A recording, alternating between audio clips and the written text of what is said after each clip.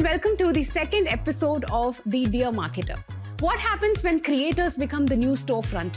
When influence drives sales and not just likes? In this episode of Dear Marketer, we chat with Nidhi Thakur, the force behind creator success at Amazon India and a long-time builder of influencer programs at Meta and YouTube. We unpack the real story behind influencer marketing, what's working, what's broken, and where it's all headed. I'll sit down with Nidhi and talk all about the hard-earned lessons, fresh insights, and a few takes on what seems to be the present, the future of creators and influencers being a huge part of marketing campaigns.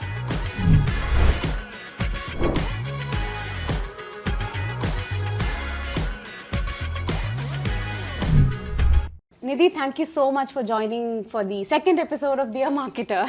Hey, congratulations. I'm so happy you're here. You bring a different level of energy to the set. So it normally gets a little mellow here because the shoot is in the morning and you're bringing in a different vibe into the set. Thank you. Oh, I'm very happy to be here. I know we've been in touch for a while. Yeah. So I'm happy to get into it. Okay. How has your life been being in marketing? Because it's been like a month that we've been, constantly talking over phone and stuff like that. And you're super busy. And you still ensure that you text and you respond and all of that. That always happens. But there's always a hustle.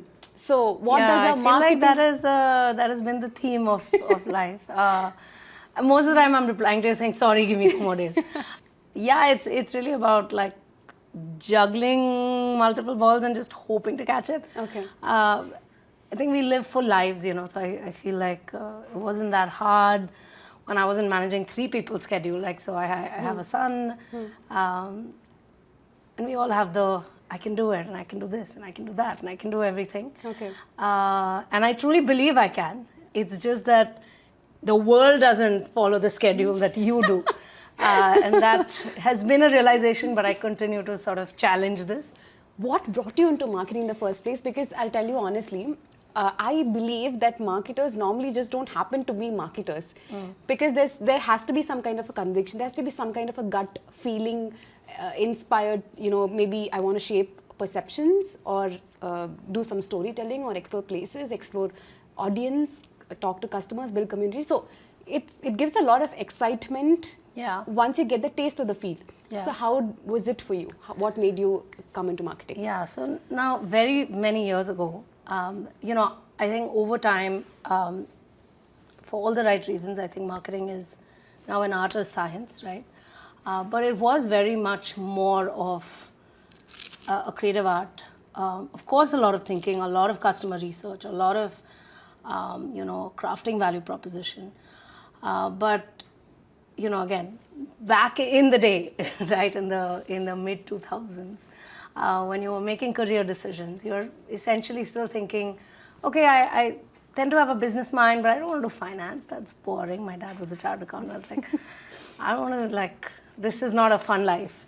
And then, people in advertising were very, very cool. Okay, they would wear beautiful saris and wear cool earrings, they would ride Harleys. And I was like, wow, they're shaping perception, building brands, we had all read these case studies. And so then in the end, when I had 2 options, one between, a trading house where all my friends were sort of planning to take the job, and it was exciting because we'd all worked together, the whole group would have still been intact, or really do this really interesting role that I'd landed with the Singapore Tourism Board, which is destination marketing. I think the choice is very clear for me. I haven't looked back since. Amazing to hear that.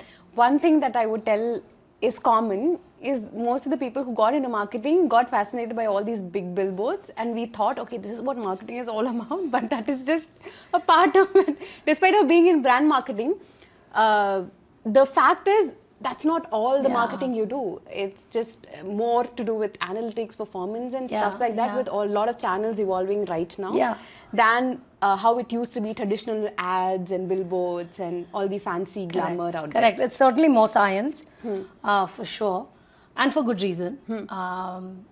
I feel like the core of the customer is still the same. I go to your LinkedIn and I see your career experience, etc. I see those companies. There's in beauty, there's L'Oreal. then you have YouTube, Meta, then Amazon. You've got all the accolades, the very well-known companies, and you've got the opportunity to work with all of them. Walk me through your career journey. What's something that you learned? Is there a common thread across all of them? I would say the first 6 years were on the brand side. So the Singapore Tourism Board, the Walt Disney Company, where you're essentially a brand custodian. And then, post business school, when I had an opportunity to be part of the landing team at Meta, the first 5 or 6 set up the India business. It was, it was eye-opening, because you're suddenly now on the platform side. You're seeing Facebook and then soon Instagram take off, and you see the power that a platform can have, right? Going from one side to another. And then you're on the enablement side, etc. So I would say then a lot of big tech. And I think at Amazon now, I would say it is still the largeness of a platform, right? Like, we do everything at scale and programmatically, but at the end of the day, we're still also a brand with a brand business, in the business of selling goods.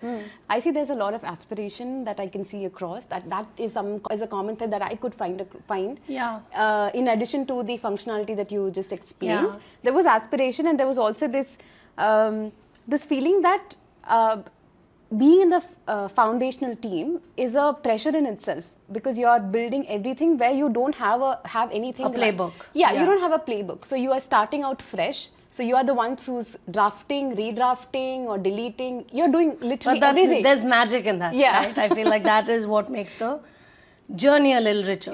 Because all the teams that we're in touch with in the past, we're all doing different things. But we always remember that first campaign, we truly screwed up. And like, what did we have to go and tell them, right? Or like, oh, we got it so wrong. But it's exciting, because the win is sweeter when you pivot and pilot and do new things. Got it. Okay. Now let's take a step back and talk about how influencer marketing was 3 years, 4 years back from today. We were always chasing these vanity metrics like views, followers, or likes, or engagements as such. And today, somewhere creators have become measurable growth engines in themselves. So today, we are not measuring a creator collaboration with just those vanity metrics, but somewhere kind of fusing it in with our business goals as well. So what is your take on that? How has influencer program evolved, and what is your take on what I...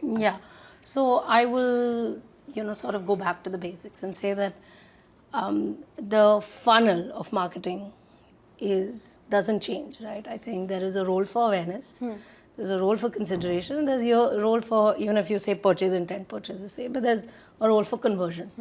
What is happening is, while the funnel is remaining the same, customer journeys through the funnel are changing, right? Which means I feel like the funnel can collapse. Sometimes you go from awareness to conversion in less than a minute, because you know exactly what this is. And, and I feel like the way we are consuming content and the engines and the channels across each of those funnels, traditional channels versus the channels today, are changing, right? Sometimes, customers may be in the consideration set till the next sale comes, and it's added to a cart for a really long time. So as e-com is growing, as on-demand shipping is growing, as we're spending more and more time on content, the way you look at the funnel is changing, right? So I think that there is a role for creators across the funnel, right? There are creators who may build trust. There are creators who may build true awareness, breaking down the ingredients of something, right? Or sharing personal stories, all of those things. Now, when it comes to the metrics of success, I think they have to be defined very clearly right from the get-go. You cannot do what you were doing and then say, acha, iska conversion kya hai, right? No, it has to be planned beforehand, because if you thought about conversion, your compensation model, the creators you would pick, the kind of briefs you would give would be different. It all goes down to what is my objective, what is my planning. And very often I think we may not do all the planning and the strategic thinking when things start. And at the end, when you have a review, is when you're sort of pulling out these numbers, and then you're very quick to banish one versus the other. Right. So there are different compensation models that exist. There are different tools that exist in terms of how you're tracking customer journeys. Right. What are the attribution windows? So do creators allow for metrics of conversion? Absolutely, right? It is a channel. If you plan correctly, you know exactly what you're doing. You set up the cadence. You make sure you do this on a sustained, ongoing basis. Absolutely. But you're asking a creator to do sort of a trending dance step with your brand being seen, and then you're saying, what is the conversion?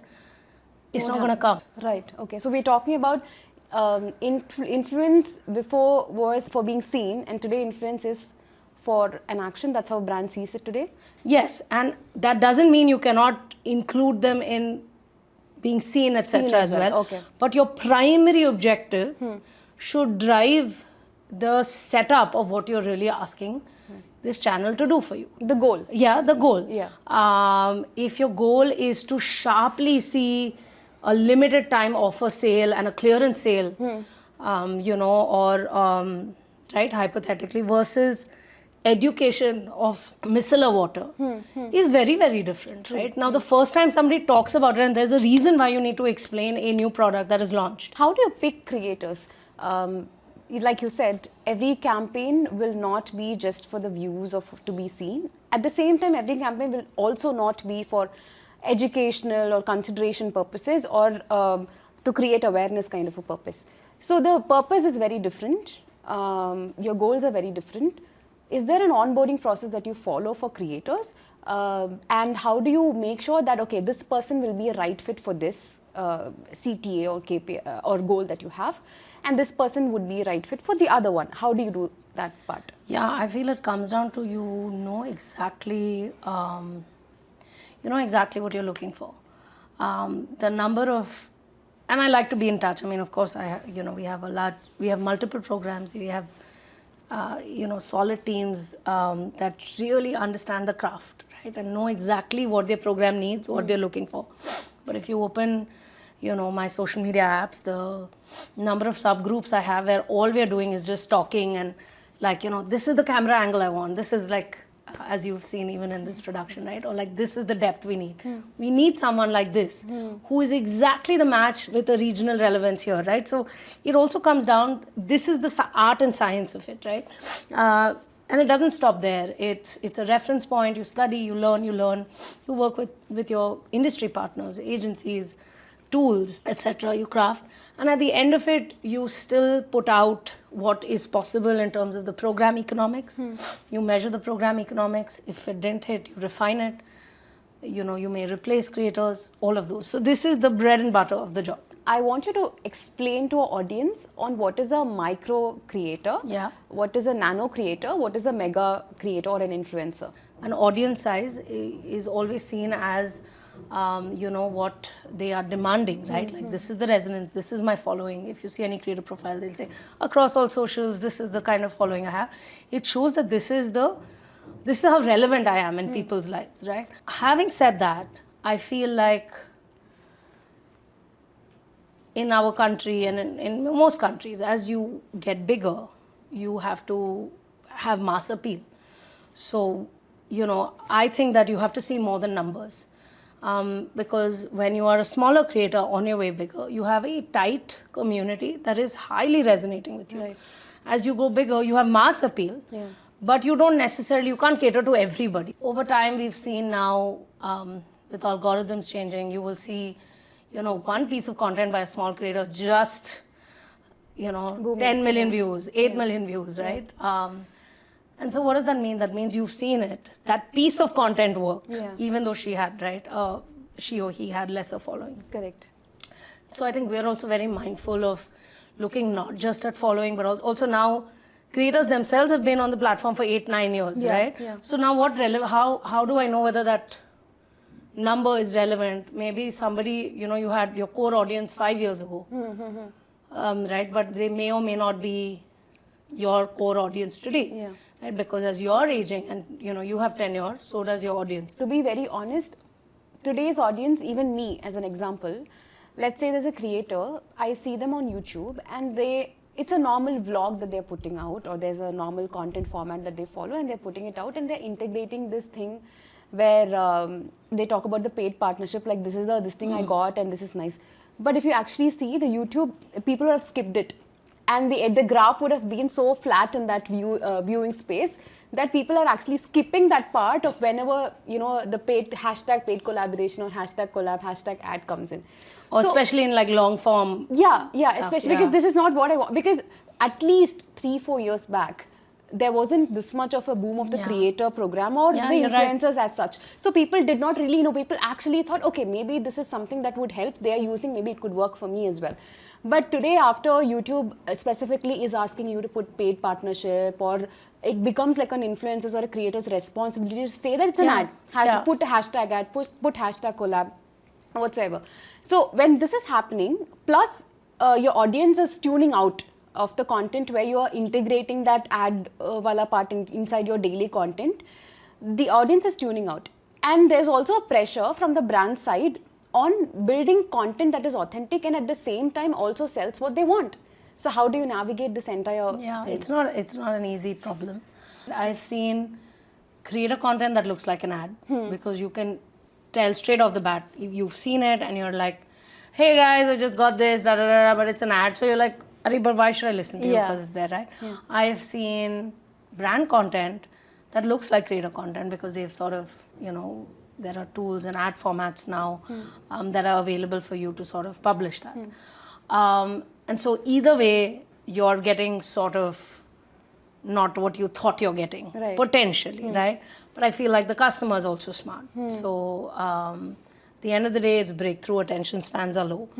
Now, I would say that if you want to truly like say, how do I break the clutter? And I want to work with a creator. It's not like, engage 10 creators, give them this messaging, let them do it, and then I'll see it. Which is one way of doing it, because at the end of the day, that's how you employ other media channels. But if you're looking at powerful impact, making a noise, right, then I think that what you should allow creators to do is let them do what they want to do. I would say I've been successful most times, not always, is to create a boundary or a barrier saying you can play within this space, right? Like, this is what we want. You tell me what you're going to do. Give them a free hand. But when you tell them, here are the 5 lines you have to say, and this is what it is, especially in long form content where they're doing what they're doing, like you said, in a vlog, and then suddenly, and at this time I want to tell you that, this segment is sponsored. It's like, oh man, okay, right? And by the way, those are the people who are moving to fan funding because they themselves, the creators themselves realize that there's a drop and it's not appreciated. So that's point 2, and we'll come to that. But if you create the boundary and then say, why don't you do a mini series, and see what you can do. Make it so that the content is so engaging that it's all there. And then all you say is, I bought all of this from XXYY, or, again, I don't know what category, the sponsor was, say it was auto, right? If it was a vlogger, right? Make carpool karaoke. Make it so that you're doing errands of the day and you keep showing shots of the thing where you seed it organically, right? Now you have given the creator a chance. You've also not squeezed the creator in a way that she doesn't want to work on this because there's other stuff happening. But if you've said, let's do this together and let's create a mini series with that impact, then it allows for creative juices to flow again together. Somewhere there was this thing where there used to be a PR list and brands used to send, okay, to this list, to this creators, I'll just send my packaging or whatever. And then they would probably, promote it on the channel or whatever medium they're using.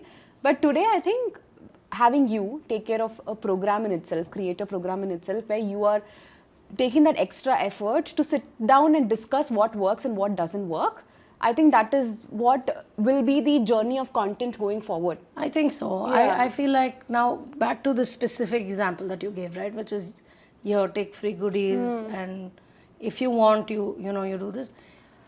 It's smart, efficient, frugal marketing. I don't think it's sustainable for creators. True. Yeah. And I think it'll only take you that far. Like, you didn't create content for me, now next time I won't give you a goodie bag. Yeah. You don't create large, long-term, sustained channels on free goodie bags, right? You do that because you are able to give them tools and support. Things like Amazon Creator University, Creator Center, right? Where you can give them analytics, give them power, engage with them, make sure they have a line of communication as much as possible. I'm here in my personal capacity. Not all it's not possible to have like a sales level conversation, right? True, But allow for cool scale of communication where there's a place where you can go read what is happening. But it is also for you to partake in the sales, right? And that is how we want to like align business objectives with it, not a PR objective, which is like, here, I got some shout outs from a creator, which is great. If that is what it is, great. I don't see it as a sustained marketing business channel. Got it. I see it as extra shout outs, buzz creation for PR. Sure, win-win. You got some really sexy luxury beauty products, you give a shout out, it's fine. We've heard stories of people getting their wedding sponsored from stuff, right? Maybe barter economies work. It's fine. I don't think it is long-term, scaled, sustainable. From where I come from, I see that a nano and a micro have a good niche and they have a closely knit community and they have a very more organic, reach versus a mega influencer versus a celebrity, for an endorsement. Should a brand actually invest, say, a portion of, okay, let's put this portion of the campaign or money onto nano and micro, and then let's allocate this much for mega, and then maybe for a celebrity? Is that how brands are approaching marketing campaigns and diversifying amongst these influencers? Is that what is happening right now? I think there are different programs that exist. Different programs, like through the funnel, have different objectives. If your objective is to create larger awareness, you have to then get into a position to see what are the, what is the kind of reach I'm getting, what is the footfall that I'm getting, right? You can't necessarily spend a lot of time and effort unless you're then thinking amplification. So what is the cross-channel partnership, etc. I continue to believe that it is about the creator and not the size. If you are sure that this is the kind of creator you want to work with, you can certainly find ways of making sure that the reach is amplified. So now when it comes to celebrity, and I don't have to like preach to you, but maybe just for those listening, the same piece of content or the same association with a creator would look very, very different because they would have used the product. They will show real life where the kid is playing with the product, depending on what the product is, or a patch test or how it looked before acne, after acne.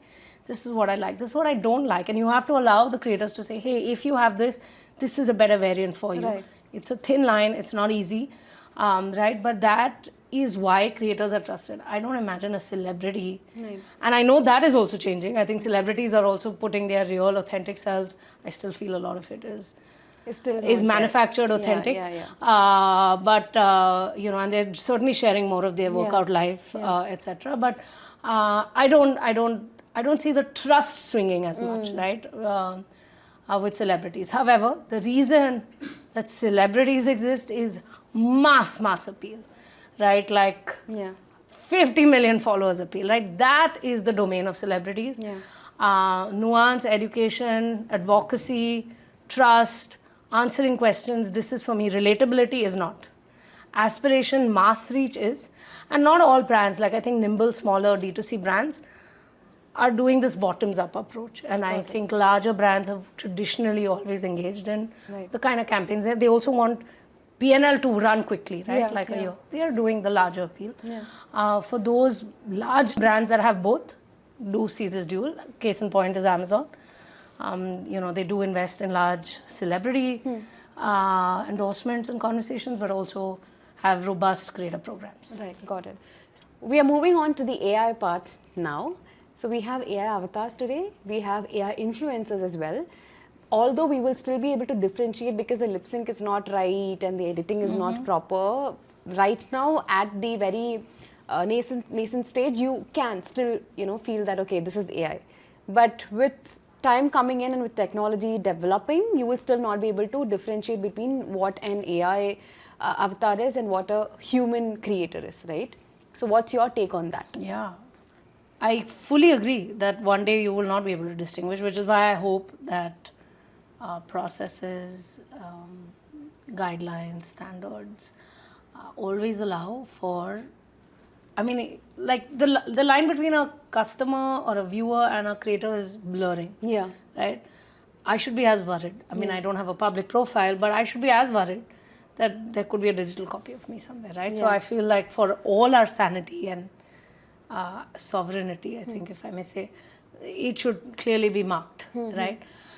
Assuming that even when it's perfected, you will know whether it's a digital avatar or a digital avatar, I will come to, but an AI creator versus a normal creator, my stance is that assuming you can tell the difference, I don't see it as a imminent threat. I feel like the reason why creators exist is because you want to talk to somebody who you can resonate with. Right, yeah.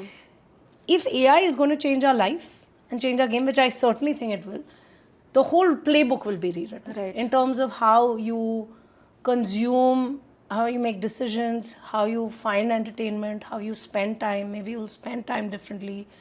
How production is done. All of that. AI may change the core way of where you spend time or how you make purchase decisions, right? Which is because we're talking about marketing and brand, entertainment creators aside.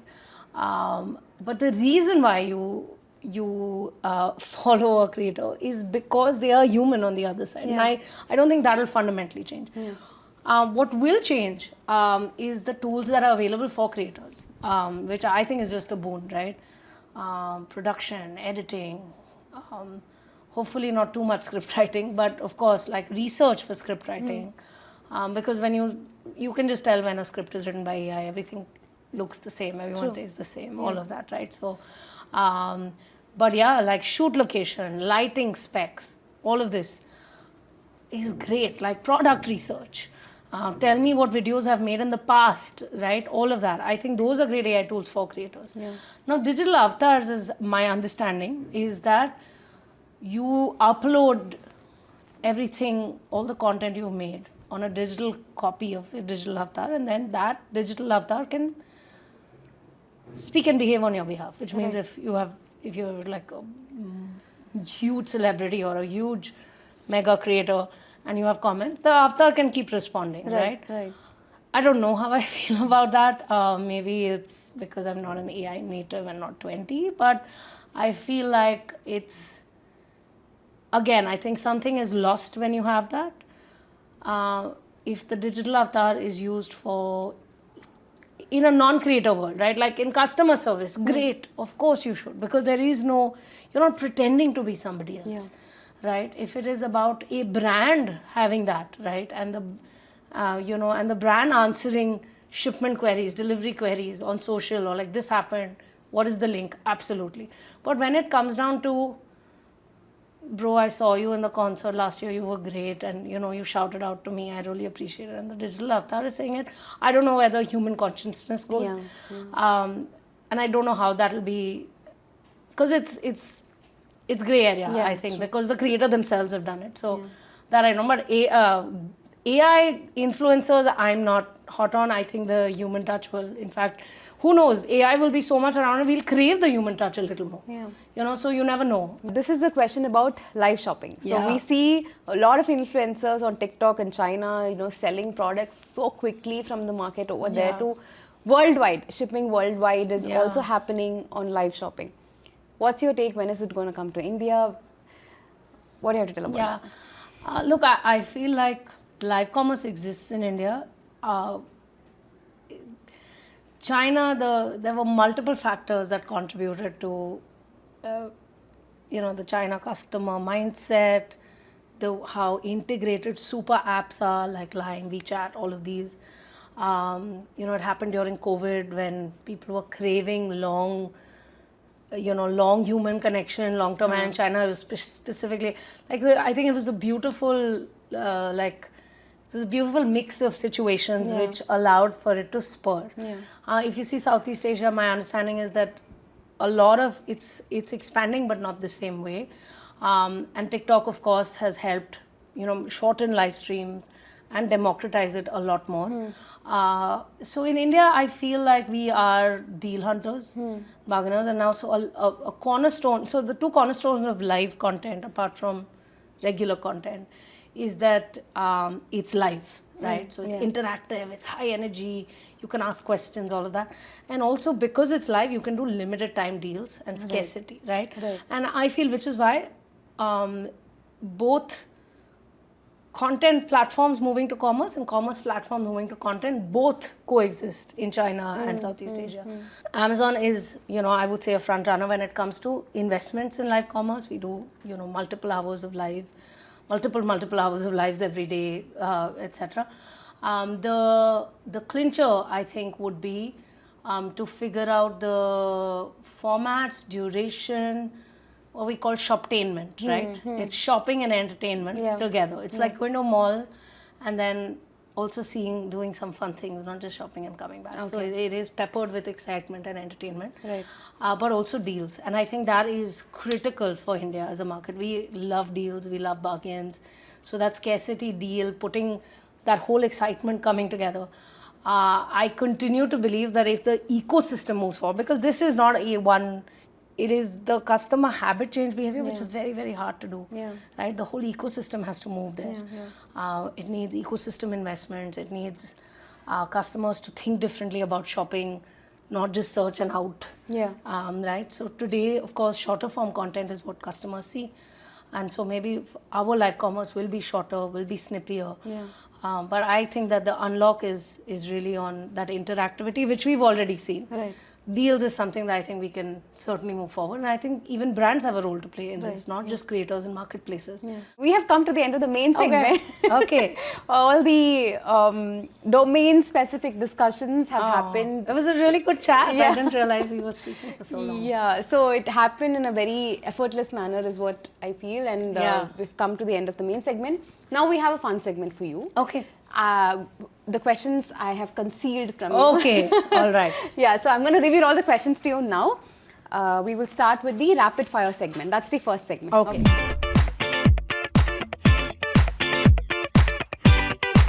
So I'll start with the first question. What's one trend in the global creator economy that you think India will adopt in the next 2 years? Alternate monetization.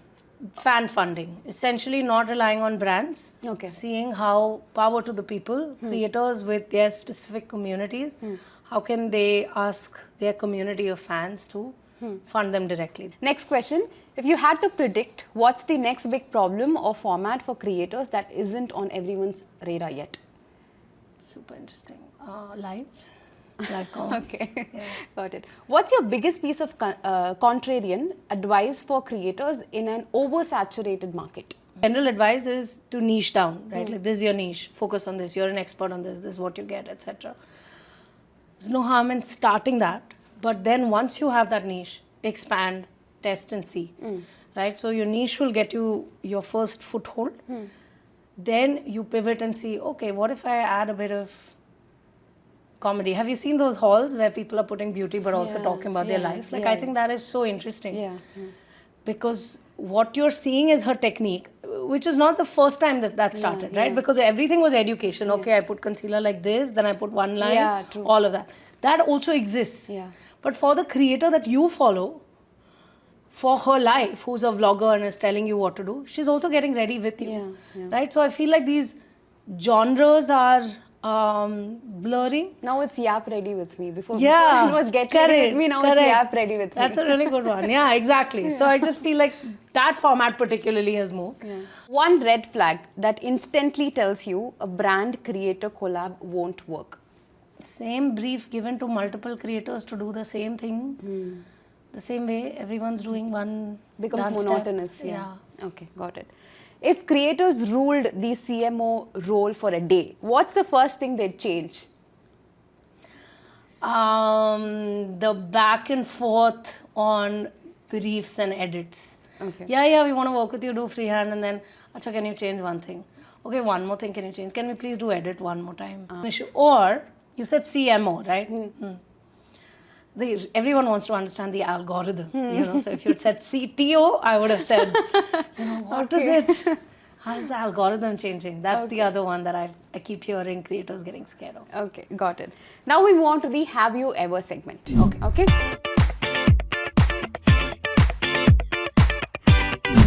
This is a Have You Ever segment. I have 3 placards. The first one is your thumbs up. So if you have done it, you can give me a thumbs up. Next one will be your thumbs down, obviously for a no. And this one for if you would not want to answer. Have you ever been in a pitch meeting where you knew midway the idea wasn't going to land but pushed through anyway? Okay. And next question. Have you ever spotted a creator before they blew up and knew they'd be big? Oh, you want to tell who? Many. Many. Okay. Many. Okay. Many. Yeah, like lots. Okay, got it. And I'm like fully cheering for them. And Oh. I'm also like on personal advocate. I'll share it. I feel like I communicate with close friends.